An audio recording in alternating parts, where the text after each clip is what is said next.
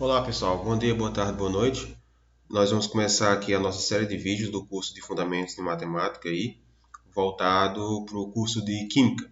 Então, nesse primeiro vídeo nós vamos abordar o conceito de razão e proporção, certo? Eu não vou demorar muito, é um conceito bastante simples. Aliás, essa primeira semana, né, a semana 1, a gente vai trabalhar assuntos aparentemente muito simples, mas que são bastante importantes aí principalmente na parte da resolução de questões. Então a gente vai começar aqui, primeiramente, com o conceito de grandeza, né? Entender o que significa grandeza. Então a grandeza é uma relação numérica estabelecida com um objeto. Então a partir de um objeto eu faço uma relação com um número, né? Com uma quantidade. Então a grandeza vai ser tudo aquilo que você pode medir, contar ou pesar. E por aí vai.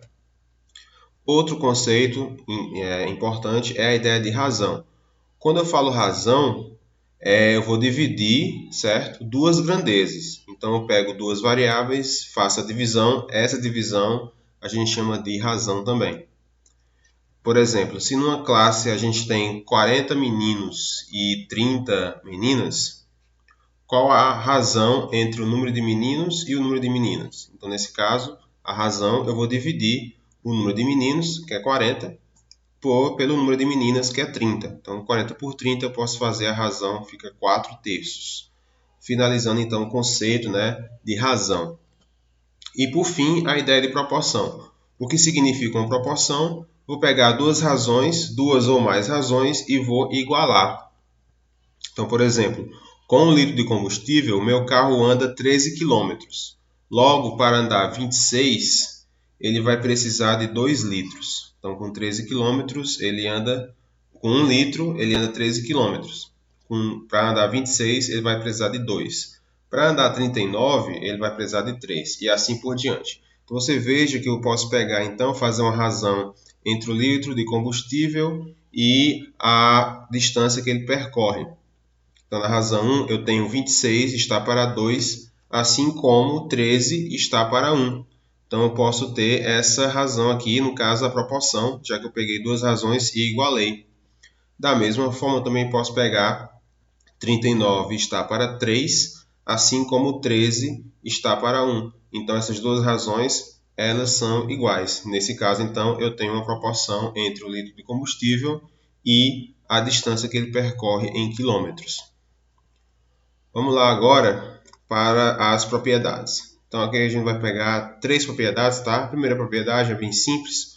Quando você tem aqui essa proporção, então você tem aqui a proporção A está para B, assim como C está para D.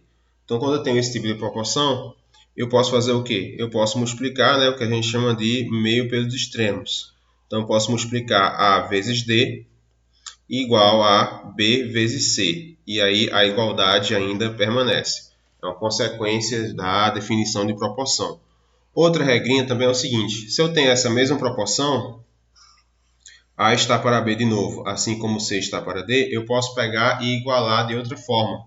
Eu posso pegar e somar aqui os termos opostos, então vai ficar A mais C está para B mais D, assim como a diferença. Se eu fiz a soma, eu também posso fazer a diferença. A menos C está para B menos D. E esses valores aqui, eles permanecem ainda iguais.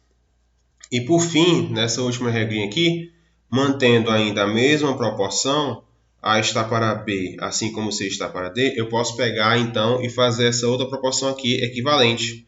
Eu posso somar o numerador com o denominador, então vai ficar A mais B está para B, assim como da mesma forma no outro lado. Eu posso somar numerador com o denominador, então fica C mais D dividido por D. Essa proporção ainda permanece igual à primeira.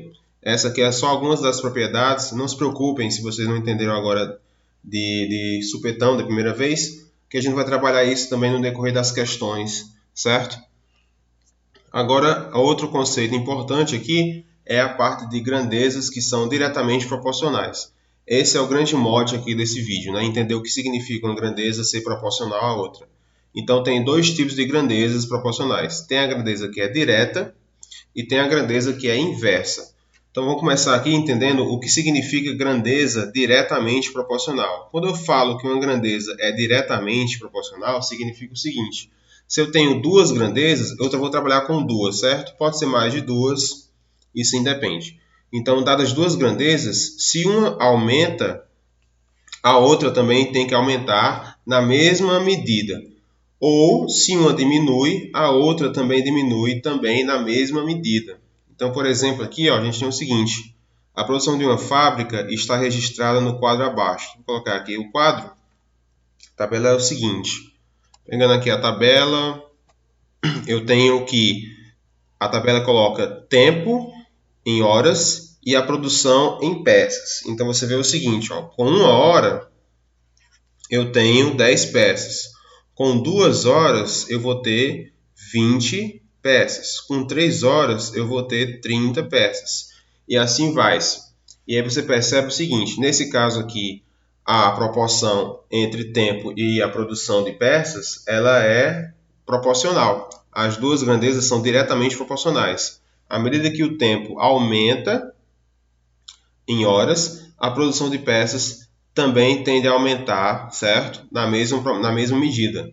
E com isso eu posso fazer aqui as proporções. Então, 1 está para 10, assim como o 2 está para 20, assim como o 3 está para 30, assim como o 4 estaria para 40 e assim vai, certo? Então, aqui é um exemplo de grandezas que são diretamente proporcionais. Lembrando, grandezas são diretamente proporcionais. Se uma variável aumenta, a outra variável também vai ter que aumentar na mesma medida, certo? Outro caso aqui é o seguinte: 3 veículos com velocidades diferentes devem percorrer a mesma distância. A tabela abaixo indica as suas velocidades e um tempo em que cada um gastou. Nesse caso aqui, pessoal, eu estou falando de grandeza inversa. Então, o que significa uma grandeza ser inversa? Uma grandeza inversamente proporcional. É quando eu tenho duas grandezas, se uma variável aumenta, a outra diminui e vice-versa. Nesse exemplo aqui, eu tenho um exemplo claro de grandeza inversa. Então, aqui nessa tabela, ele mostra o carro, ônibus e caminhão. A velocidade do carro é de 30 km por hora, ele leva 6 horas. O ônibus, a velocidade aumentou um pouco, né? Agora passou para 60, e nesse caso o tempo diminuiu, 3 horas. E o caminhão ele anda na velocidade de 90 km por hora e ele vai levar 2 horas. Perceba o seguinte: à medida que a velocidade aumenta, eu aumento a velocidade, então o tempo ele vai diminuir. Óbvio, então aqui nesse caso eu tenho um exemplo claro de grandezas que são inversas. À medida que a velocidade aumenta, o tempo vai diminuindo, certo? Simples assim.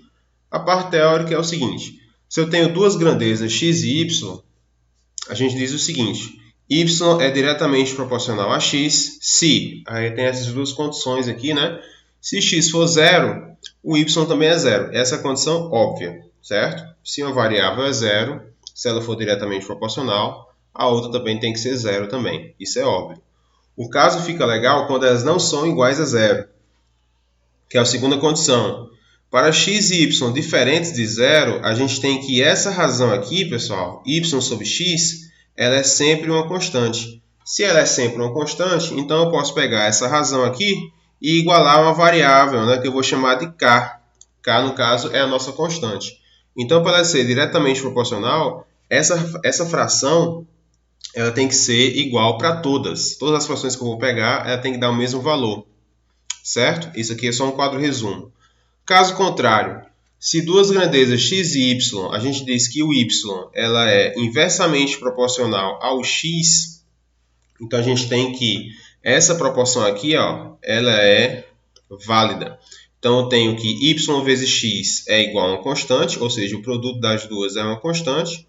Nesse caso aqui eu posso pegar uma variável e isolar. Eu posso escolher o x para isolar ou eu posso escolher o y, né? Tanto faz. Então, escolhendo aqui o y, eu vou ter que o y é igual a k sobre x. Olha só a diferença. Vou até voltar aqui o slide.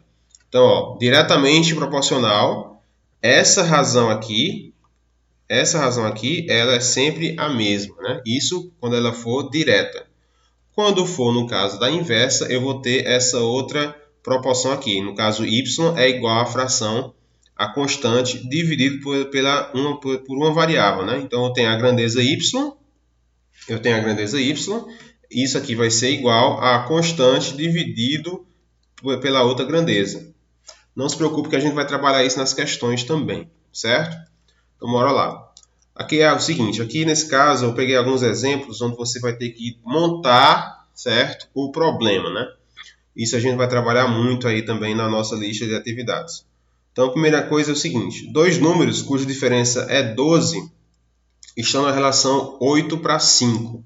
Quais são esses números, né? Então, é o seguinte, bora lá. Vou pegar aqui, primeira coisa, a diferença. Quando eu falo diferença, eu estou trabalhando com subtração. Se eu tenho dois números, eu posso chamar de A e B, né? Ou x e y. Então, eu tenho que a diferença dos dois, ela vai ser 12. A relação é 8/5, então A está para B, assim como 8 está para 5. Então, aqui eu já tenho alguma coisa para poder trabalhar, certo? Eu montei o que estava no português, eu coloquei no símbolo, né? Então, a gente tem que a diferença é 12 e que a relação é 8/5.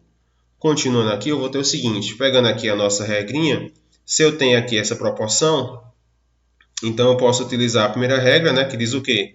Se eu tenho uma proporção, eu posso multiplicar meio pelos extremos, né? Então, multiplicando aqui, eu vou ter 5a é igual a 8b. Daí, eu posso pegar as duas equações e juntar no sistema. Então, eu tenho aqui a primeira equação, que é a menos b igual a 12. Esse 8b aqui, que estava positivo, ele passa para o outro lado, menos, né? Então, fica 5a menos 8b igual a 0. E aí eu tenho duas equações com duas variáveis. A forma de você poder resolver isso aqui é simples, né? Você vai ter que cortar uma variável. Eu posso cortar o a, eu posso cortar o b. Nesse caso aqui, eu decidi cortar o b. Então, eu multipliquei essa parte de cima, a primeira equação, eu multipliquei por 8, certo? Menos 8, perdão. Multipliquei por menos 8. Então, aqui eu vou ter a vezes menos 8, vai dar menos 8a. Menos b vezes menos 8, então menos com menos fica mais. E b vezes 8 fica 8b. 12 vezes menos 8 vai dar menos 96. A segunda equação eu repito. Então, fica 5a menos 8b igual a 0. Com isso aqui, eu vou ter variáveis iguais com sinais diferentes. Então, eu posso cancelar, resultando então no a. Aí eu vou achar o a no caso, menos 8a mais 5a. Eu vou somar, né? Então, menos 8a mais 5a, como sinais diferentes, eu subtraio. Então, eu vou sobrar menos 3a. No lado de cá, eu vou ter menos 96 mais 0, então vai sobrar menos 96. Como tem menos nos dois lados, então nesse caso eu multiplico por menos 1, né? Então, eu vou encontrar o valor de a. No caso, a vai ser 96 por 3, né? Que vai dar 32. Se eu tenho o valor de a, para descobrir o b, eu só faço o quê? Eu substituo, né? Uma das duas equações. Então, substituindo aí, eu vou pegar a primeira equação, né? Eu tinha a menos b igual a 12. No lugar do a, eu vou botar 32. Então, vai ficar 32 menos b é igual a 12. Logo, b vai dar 20, né? Terminando, então, eu encontrei os dois números aí da questão. Outra, qual é o número que diminuído de 3 unidades está para o seu consecutivo, assim como 5 está para 6? Mais uma vez, pessoal, vou trabalhar muito questões onde você vai ter que traduzir o que está no português e colocar numa linguagem matemática. Aqui é mais um exemplo disso. Então, bora lá. Ele quer descobrir um número que diminuído de 3 unidades. Então, eu tenho x, que eu não sei quem é, diminuído, então eu vou pegar menos 3. Está para o seu consecutivo. O que significa o consecutivo? É o posterior dele. Então, se eu tinha um número x, se o primeiro é x, o que vem depois dele vai ser x mais 1. Então, é esse camarada aqui, ó. Então, eu vou ter x menos 3 está para x mais 1, que é o seu consecutivo, assim como 5 está para 6. Aí, aqui eu já tenho a nossa proporção. Fica mais fácil agora, né? Agora é só utilizar a nossa regra de meio pelos extremos, né? Multiplicando aqui, eu vou ter 6, que multiplica x menos 3. No outro lado, eu vou ter 5, que multiplica x mais 1. E nesse caso aqui, pessoal, eu vou utilizar agora a regra de distribuição, né? nos dois lados.